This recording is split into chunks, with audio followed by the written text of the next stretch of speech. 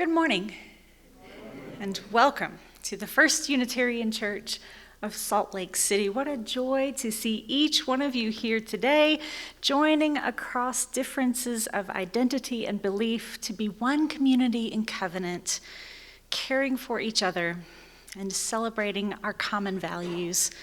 If you're joining us for the first time today, or if you're relatively new to our community, you are our honored guest and we're thrilled to have you. I invite you to visit our welcome table just outside this door in Elliott Hall after worship. If you're joining us online, please visit our website or our social media channels to learn more about our congregation. We want you to be a part of what we're doing here together at First Church.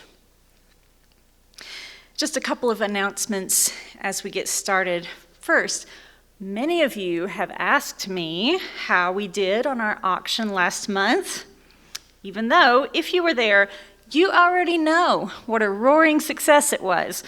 So many members and friends of our congregation together in one room for the first time in many months. And our auction team did a fantastic job of making it fun and running it smoothly. So kudos for that. So it's our, yes, yeah. Already a success by any measure. But we were there to raise money, right? And you want to know whether we reached our goal, which was $70,000. And I'm delighted to tell you that we did reach the goal. We did it.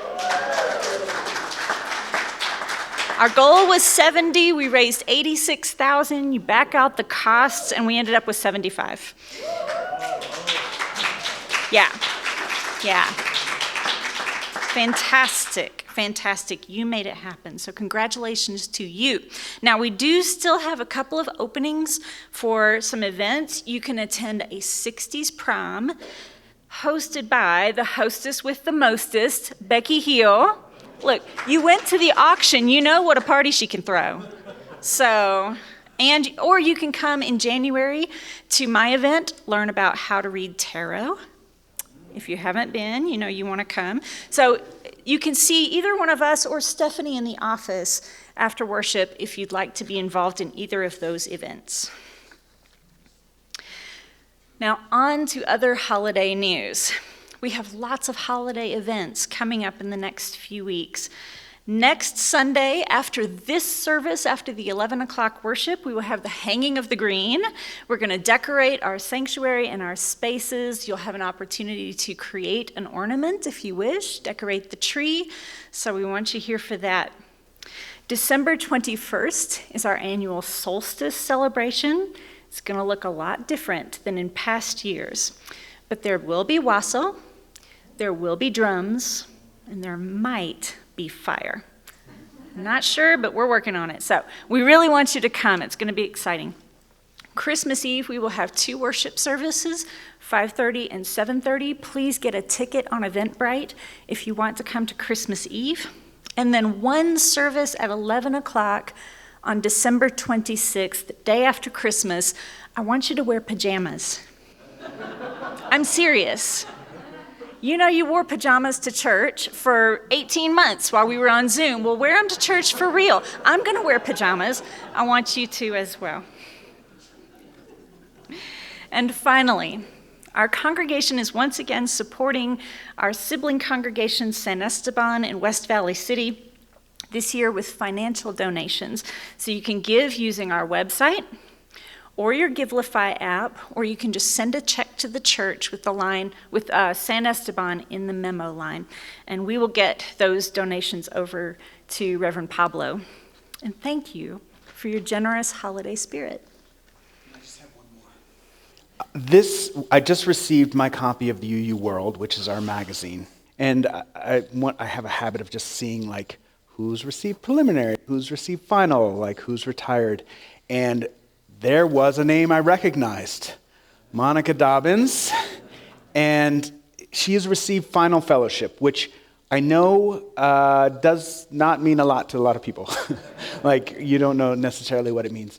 What it means for us as ministers, it's like getting tenure. It's sort of the end of the road of 7-8 years of really hard study, practice, review. You have to do all of these like just hoops, and it's a huge relief when you get it. It's massive, and it's a real like affirmation and stamp of like, you're in. So.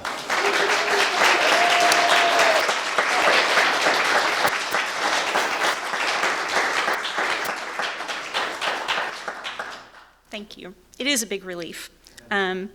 But I also want to say thank you to the people who helped me get here. First of all, to all of you, because I was in preliminary fellowship for the first 3 years that I served this congregation, and so each one of you helped me to become a minister. But also, I have a committee who's been there with me since I got here. Christine Ashworth, Debbie Bieber, Erin Johnson, Phil Davis, and then prior to the last couple of years, Cooper and Marlon Taylor. They were my committee who helped me fill out all that paperwork. And they also listened to me and listened to me be excited and complain and all of the other things, and got me to that place. So thank you. We ministers can't become who we are without you. So, and with all of that, now let us begin our worship with the lighting of the chalice, today with these words by Jen Grayson. Universal mystery, guide us away from the desire to shine light in all the corners. Teach us to embrace the night, for without the darkness, we never see the stars.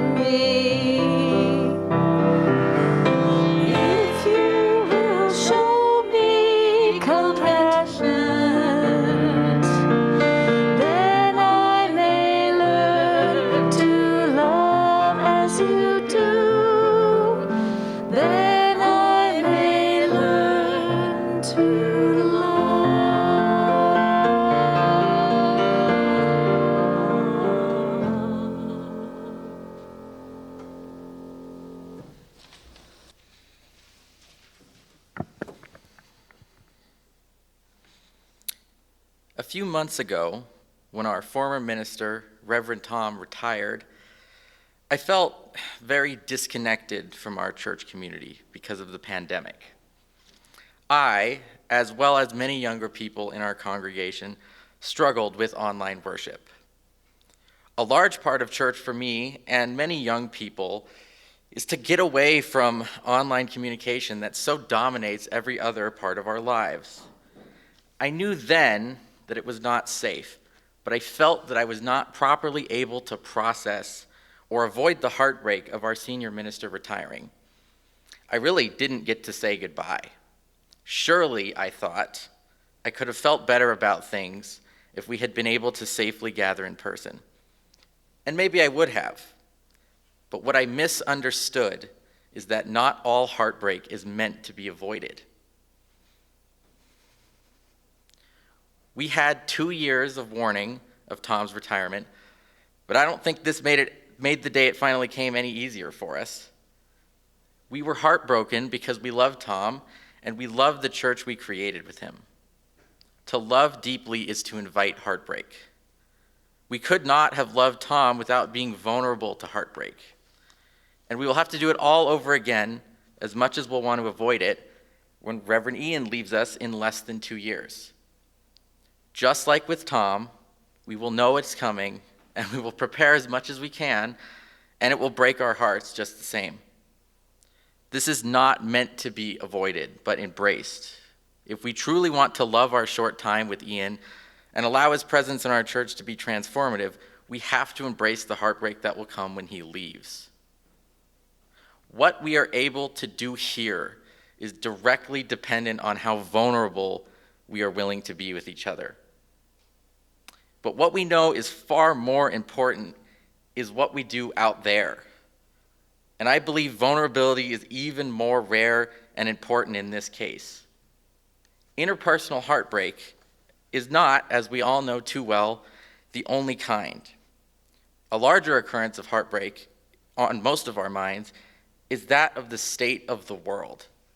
The climate crisis that feels further and further out of our grasp to fix, the wealth gap that grows wider and wider each year, the racism, sexism, transphobia, and greed that poisons our politics and our workplaces, the deadliest global pandemic in living memory, and the spread of misinformation that makes some people think that these issues don't matter or are even completely made up.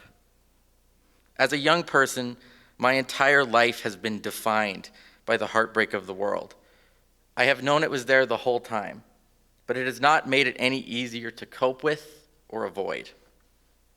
My heart breaks for a world that I have never really known. And my heart breaks at the very real idea that I don't know what this planet will be like when I'm old. I don't know what this planet is going to be like when my niece and nephew grow up. Most people naturally fear aging. But for me, the idea that only my body will wither away while the planet flourishes seems like an unattainable dream. I live knowing that in all likelihood, the world as it is will drift away, just as I do. I live constantly with the fear that each bee, each clear day, each singing bird may be the last I'll ever get to see.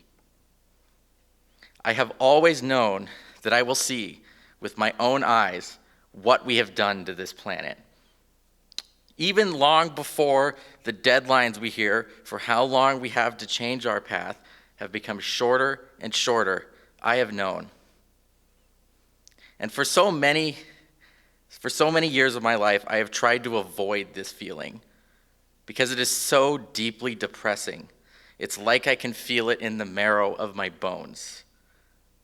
And I know running from this feeling is not weakness. It's maybe the most logical human response I can have. But just as with Tom and Ian, this would rob me of my ability to care for and be fully engaged with the world.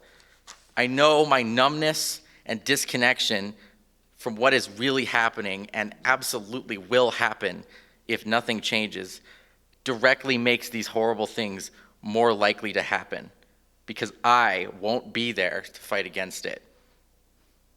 So I know I have to be brave, and it may be the hardest thing I ever do.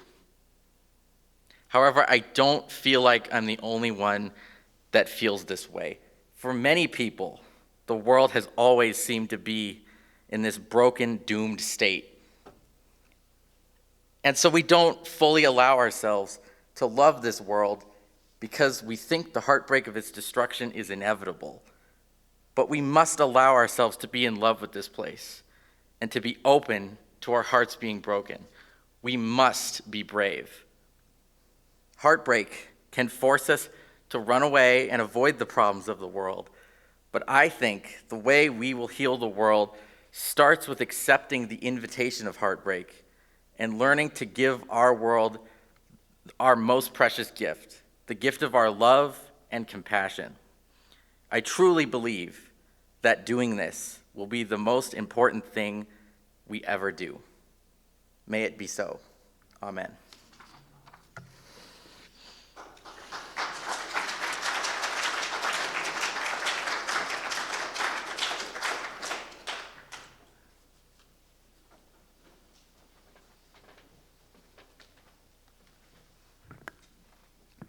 Aidan, thank you.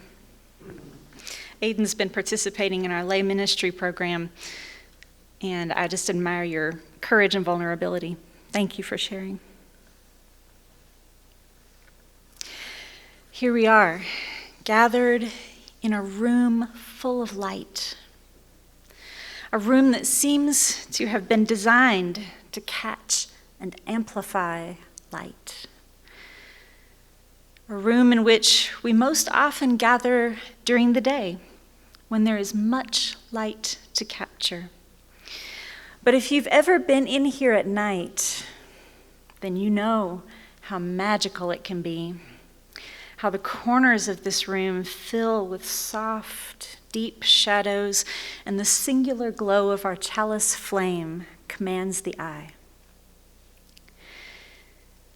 In the rooms of our hearts, we are wasteful with light. We leave all the switches on, as though, like children, we're afraid to see what's around the corner if the light isn't on. We carry torches into every cave. We are unpracticed in the skills of feeling our way forward with our inner senses. We keep the doors closed on certain rooms, afraid to see what gloom is growing up the walls, creeping across the ceiling, pooling on the floorboards. But darkness can be comforting too. And for those of us with the privilege of physical vision, darkness is always as close as closing your eyes. When things are overwhelming, we squeeze our eyes shut tight, retreat into comforting darkness where we feel safe and in control. In darkness, we turn ourselves over to sleep, trusting that it is the only way to recover our strength and face a new day. If it feels good to you, you might close your eyes right now. As we pray together, you can relax, breathe into the darkness that's always available to you. I'll keep watch.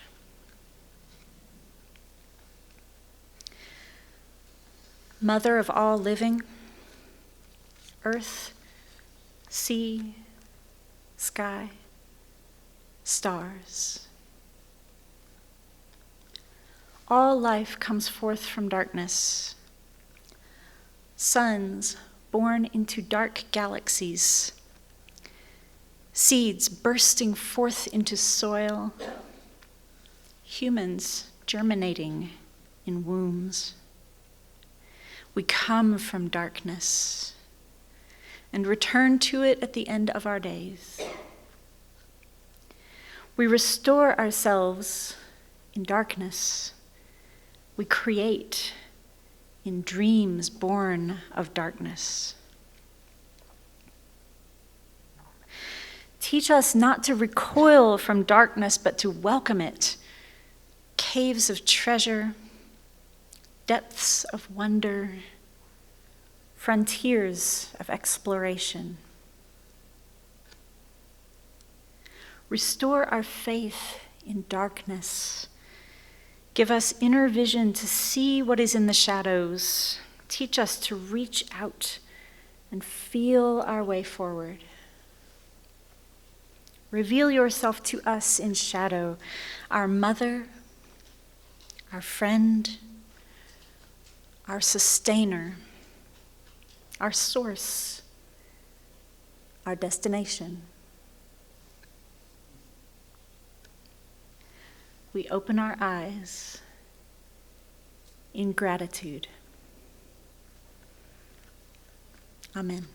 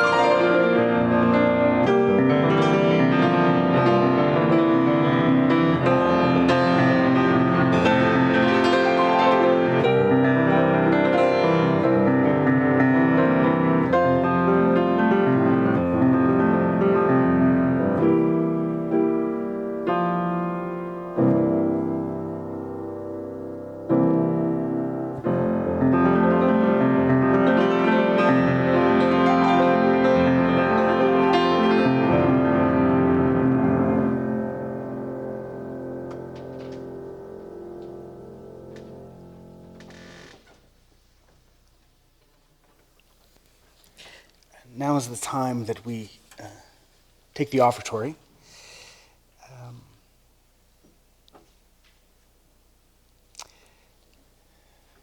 It's a funny little ritual, right? That comes to us through our heritage. Back when Unitarian Universalism first started, the church was a state religion. And you paid the state to support the churches. And Unitarians, was it the Unitarians? You just got this. Congregationalists. This is she studied sooner than me. The Congregationalists petitioned the state. It was the first lawsuit in the nation, saying we did not want to pay tax to support the church. We wanted to pay for our own churches so that we could worship in the way that we wanted. And now it's sort of like, oh, put money in the basket, which is like a funny relationship, right?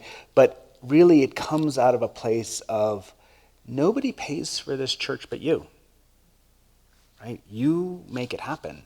You create it, you design it, you participate in it, you serve on the board and all of these things. This is yours, which may not feel so revolutionary, but it is, right? You've created this. And so we're now taking the paper money. No clinking money. We don't take clinking money. No, we'll take anything. I don't know. No clinking money. So you can give that way. The ushers can come forward. But also, if you prefer, we've added little QR codes. You can see them in the pews, and you can use your camera, and that will bring you to our Givelify page, and you can give that way. So thank you for your generosity, and thank you for making a home for people who are seeking what we offer here in Salt Lake City. Thank you.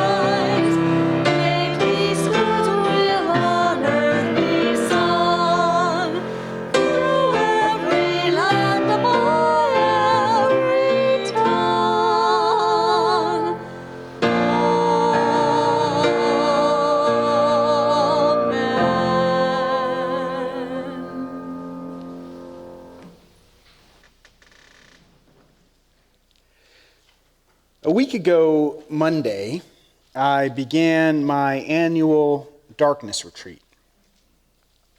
So from November 29th until December 21st, the solstice, I fast from electricity during the dark hours of the day. That is, from 5 p.m. until daybreak, I use no lights, no computer, no phone in my house. Everything I do, reading, cooking, writing, sitting, is done by the warm glow of candlelight. I even went so far as to unscrew the light bulbs in my refrigerator to keep the retreat free from any unintentional impurities. Some nights have been truly transcendent, peaceful, and others have been more tortured. I began this tradition 10 years ago, and I occasionally toy with the idea of extending the darkness into January, usually at the beginning of the retreat. But I never actually do. Living in the darkness is hard, but not because it's inconvenient. Living in the darkness is hard because it's difficult to be with myself for that much time. Sitting in the darkness is different than sitting a meditation retreat. Even when I'm on a silent meditation retreat where all I do is sit, I still have something to do. I still have something for my mind to focus on in terms of purpose. There's a schedule. Sitting in the dark has no purpose other than to just be my own companion. Sitting in the dark, in the stillness, some of my wild, feral, skittish parts of me come out from where they've been hiding. I still remember that very first evening of candlelight on my very first retreat. I was hosting a church meeting at my house. And we sat in a circle and talked about the spirit of our planet and what it means for us to serve the world around us and the praise of the Spirit. It was warm and lovely, and the orange hue of the little fires cast around the room, I believe, brought us into a more reflective space in our search for meaning. However, as the people gathered, put on their jackets and their shoes, a strange feeling started to well up in my chest. It was fear, and it was very embodied. My heart was racing like oxygen was coming in faster than it should, and the orange light was not as friendly as it had seemed only moments earlier. I was about to be alone with the darkness, alone with myself, with no activity to fill my time and distract me. And as the door closed and the last voice went down the stairs, I sat down on my couch and wondered, what was I doing? Part of my commitment to the dark was to leave off my phone and computer, and with no phone, there's no music. So stillness and silence rose up all around me, and I could just feel it in my body, this searching for sound on the street just to give me something. I was alarmed and at the same time confused. I've sat weeks, months of silent meditation retreat. I spend a majority of my day by myself in my thoughts. And here I was, intimidated by a few evenings of darkness and stillness. And it was here that I began to feel the power of my addiction to activity. Saying we're busy is like a badge of honor these days. People ask us how we are, and we're like, oh, life is so crazy. I have so much going on. Right? And we pretend like we don't want it this way. We pretend like we wish we had more time to sit with friends or be with ourselves. But we created this. Speed is a drug in our society. We are addicted to busyness and the overbooked life. Instead of rejoicing when we find time on our calendar, all of a sudden 3 hours appears. We panic, right? What are we going to do with these next few hours which we slander with words like downtime and dead time? As if somehow we are only alive if we're doing something. Why are we doing this to ourselves? On that first retreat, it was as if the universe decided to answer my question, but with something that was entirely unexpected. I was confronted by a presence that I called evil. He was a shadowy man, tall and broad, and he silently slipped into the room and sat down on the couch menacingly. And I was very afraid. So I raced to bed early that night, hoping that he wouldn't follow me into the bedroom. Fortunately, I was working with this amazing spiritual director at the time, and so I called her in the morning and said evil had visited me the night before, and in a very serious tone, she told me that if the presence was evil, then I needed to end the retreat right then. And honestly, I was surprised. As a good UU boy, I was unaccustomed to people taking evil so literally, right? So seriously. It's usually more of a metaphor for us. And for that, I'll always be grateful to her. Her willingness to take evil seriously allowed me to pause and to look. No, wait, maybe it wasn't really evil, not in the way that you mean it. Well, what was it then? I don't know. Do you think it will hurt you? No. Well, then you should go find out what it is. I prepared myself for my night visitor, but I was scared. I know what I saw. I had never experienced anything like that before, where something was in my house, where something was sitting on the couch next to me, not real in a human way, but spectral. At first, he didn't come, and it was a bit of a letdown. But eventually, as I slowed and I settled into the evening, he arrived. Walking in from the kitchen, sitting down on the couch.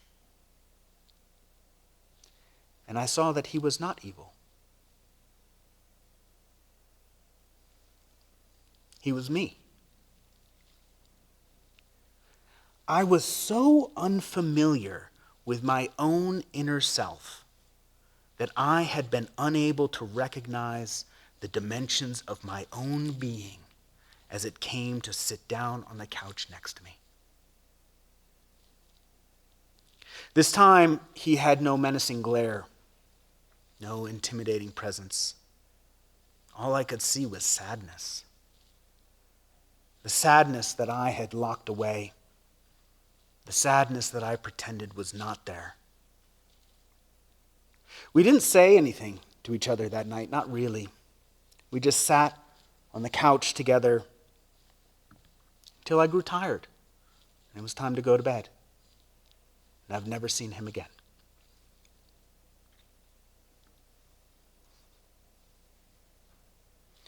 In subsequent years, other demons have come to visit, but they've never been personified, not like in that first retreat. Still, I know what they are, who they are, my lovely little demons, right? I know them when they visit, the sides of me that I lock away from the light. And I'd like to tell you a story about how my demons come out of the shadows and I sit with them in stillness, unfazed, unmoved, offering only compassion in return. But that's not what happens. My demons pick me up and they toss me around like a little rag doll, leaving me some nights begging for relief. The demons are not kind beings. Now, over the years, we've come to some resolution, a sort of seeing of eye to eye. I have a lot more respect for them today than when I first started doing these retreats. The willingness to sit and see what comes, I suppose, earns me a little bit of respect from the demons as well. They step out in a way that allows me to really acknowledge their presence in my life. Like many of us, I have a therapist, and I also have a spiritual director, and I read books about God and the relationship to God, and more books about the shadow and the relationship to the shadow.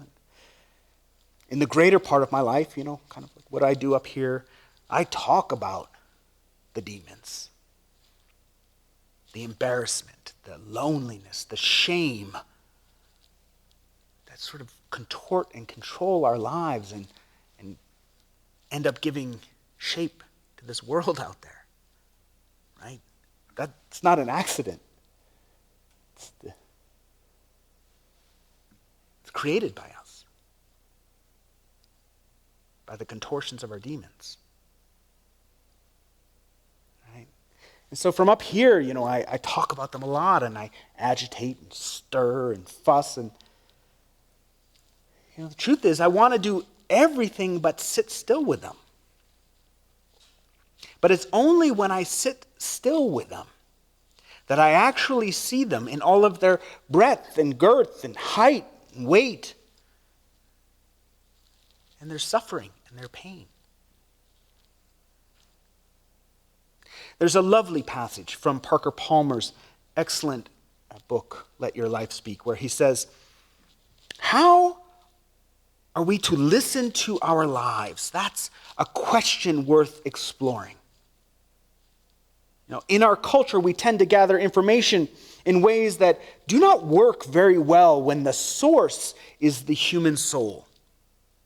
The soul is not responsive to subpoenas or cross-examinations. At best, it will stand in the dock only long enough to plead the fifth. At worst, it will jump bail and never be heard from again. The soul speaks its truth only under quiet, inviting, trustworthy conditions. The soul is like a wild animal, tough, resilient, savvy, self-sufficient, and yet exceedingly shy. If we want to see a wild animal, the last thing we should do is go crashing through the woods, shouting for the creature to come out. But if we're willing to walk quietly into the woods and sit silently for an hour or two at the base of a tree, the creature we are waiting for may well emerge, and out of the corner of an eye, we will catch a glimpse of the precious wildness we seek. It's a lovely passage. The precious wildness we seek. It sounds so pretty and so exhilarating, and it is. Catching a glimpse of the soul is very exhilarating, but it's more than that also. The via negativa is the mystical path into the nothingness of God, the emptiness, that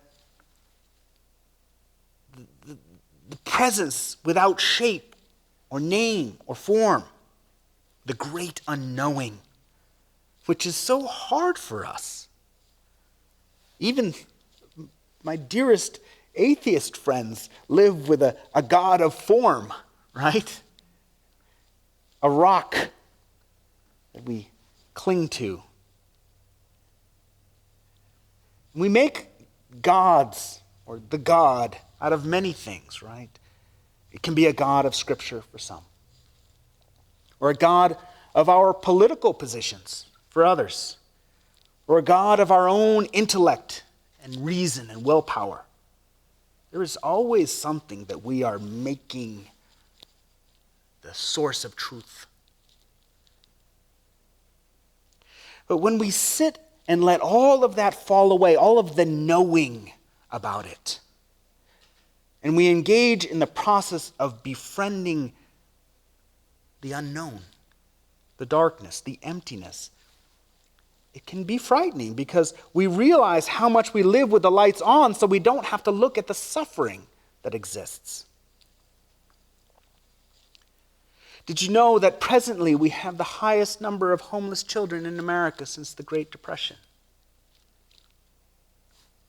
Somehow we don't see them with all the new construction and the skyrocketing property prices going on everywhere. We are living with the light on so we don't have to bear witness to the suffering that is all around us, the embarrassment, the loneliness, the shame that is contorting our world. And I get it, the suffering can feel overwhelming. What do we do, for example, with rates of homelessness at that level? Better to agitate, better to be busy, to try to do something, which all falls under the guise of trying to solve the problem. But it never really gets solved because we won't sit with it. We won't sit with the suffering. We won't sit in the dark and let the demons come out because spiritually we don't know what to do with them. And so we make a lot of noise and we say a lot of things about homelessness or ecological collapse or racism or income inequality and all of the things that cause us to suffer. We say a lot of things. We go crashing through the woods because sitting still and seeing the demons for what they are is too much.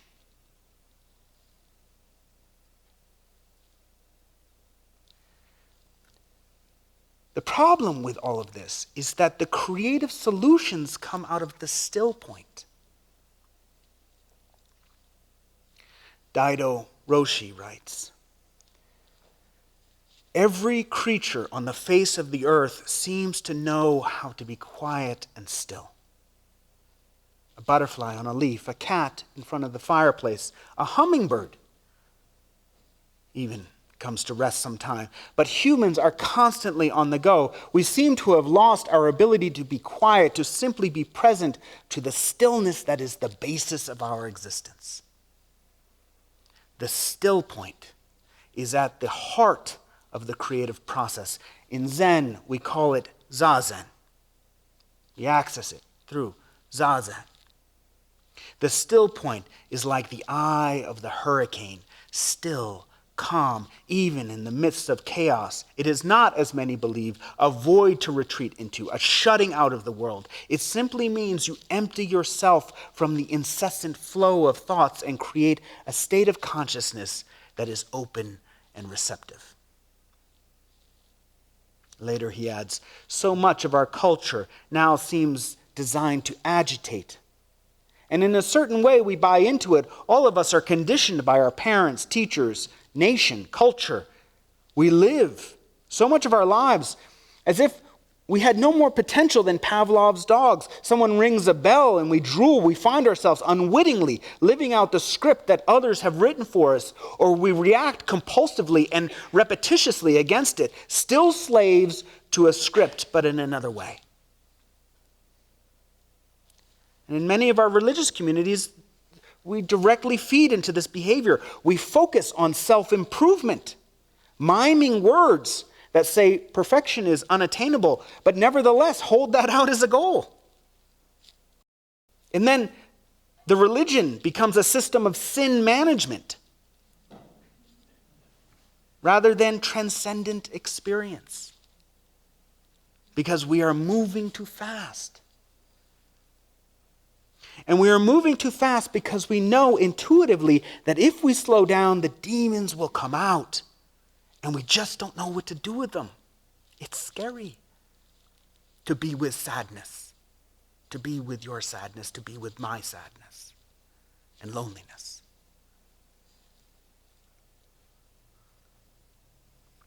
But if we never slow down, we can never achieve the still point out of which all creative solutions can come. The first step in the solution to homelessness is actually sitting still. Because it is there that we will see why homelessness exists. Why we believe we are separated from our fellow beings. Why we believe we are separated from God. For those of us who walk the spiritual journey, it cannot be about shedding our demons. We have to bring them along with us. Like, they're not going anywhere anyway, right? We're companions, truly, always. We have to bring all of that suffering along with us. We cannot leave it behind without distorting our creative product. By some definition, I think I fall into that category of spiritual people called seekers. I don't really long for an answer as much as the journey. Still, I resist the ripening of my own spirit in ways that I find hard to explain. More times than I can count, I find myself listening to someone say that God is a mystery, inviting me into relationship. And I'm already too busy talking about how I believe that also. Already too busy talking. And when I do have the opportunity, or I experiment and God begins to come alive as an experience, I start to see how nervous I am because I can't control the experience. I want a teaching that can't be taught, but when it begins to wash over me, I fight for air. Like I didn't ask for it in the first place. I want grace on my own terms, it would seem. Our practice of coming together, doing church, is not about transcending the world as much as it is about trying to find a new way of being in it. God is breathing all around us. It is a pulsing within life. How do we enter into something that is already within us and we already within it? The great cosmological breath shares one thing in common with the clock. It is always breathing. It is always inviting us to join its rhythms, which at this time of the year is a slow rhythm of turning over. The darkness invites us into surrender. So we might see that there are not billions of creatures breathing, but rather one deep cosmic breath. We are both light and dark. Denying this nature creates a shadow in our psyches, and out of the shadow comes anger, frustration, depression, shame, fear. But what if we were to honor the dark, to surrender to the dark, to play in the dark, to savor the dark? Now, how would our lives change? How would our culture change? Instead of finding desolation, we might find that everything is here in the dark, and the cosmic breath is silently feeding us, nurturing us, transforming us as we get ready to birth as a new being. Amen.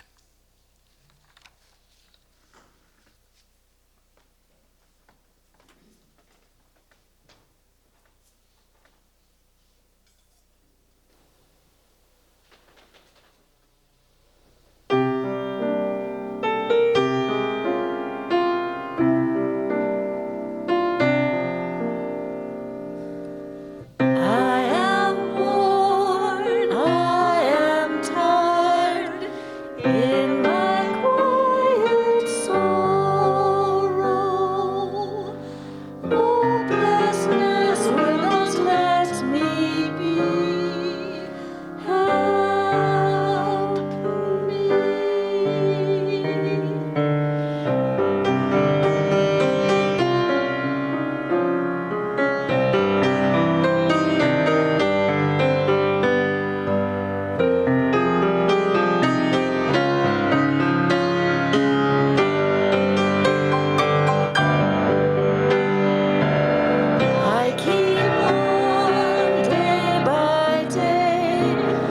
everlasting light will guide me. Will you be with me through this time, holding me?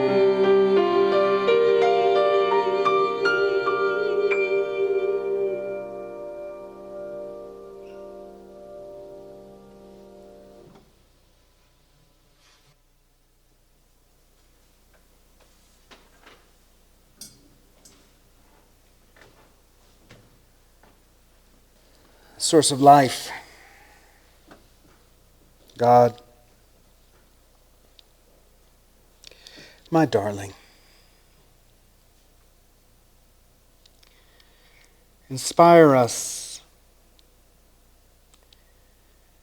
to find the courage to go inward with compassion and tenderness, to embrace the lovely little demons of our lives that make us who we are.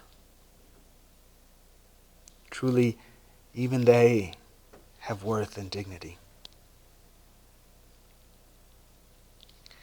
Awaken us to the great cosmological breath, the pulsing of all the universe and life, the space beyond this body's birth and death, where each are returned to source. And fill us with grace, not the kind of our own making, but the one that washes over us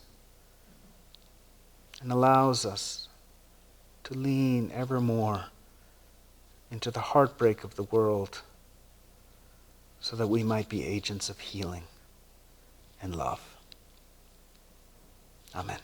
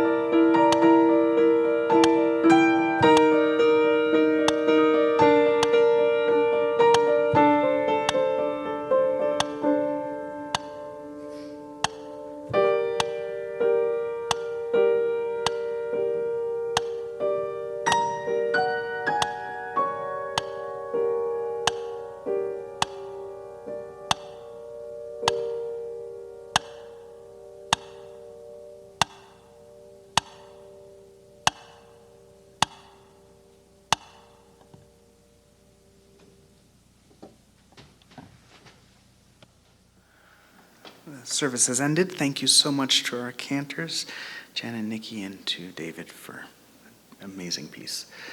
If you're new, we have a welcome table right outside this door.